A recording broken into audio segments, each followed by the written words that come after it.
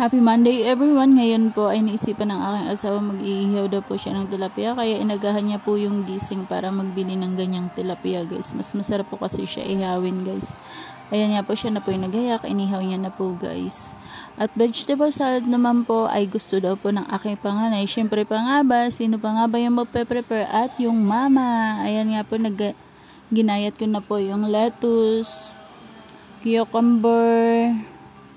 Pagkatapos may cucumber, ilalagay mo lang po yan guys sa ibabaw.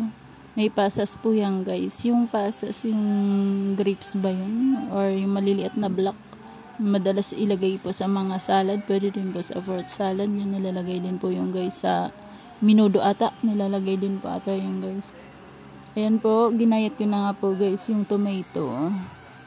At pwede nyo rin po yan guys i-chop ng maliliit. Depende po sa trip nyo guys kung ano po mas maganda sa panglasa nyo guys or paningin nyo guys. Kasi ako ganyan lang po yung ginawa ko guys.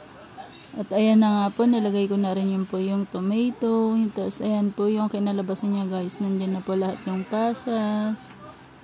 At yung aking panganay excited na po kumain. Ayan na nga po guys. Okay, nain niya na guys. Thank you for watching guys.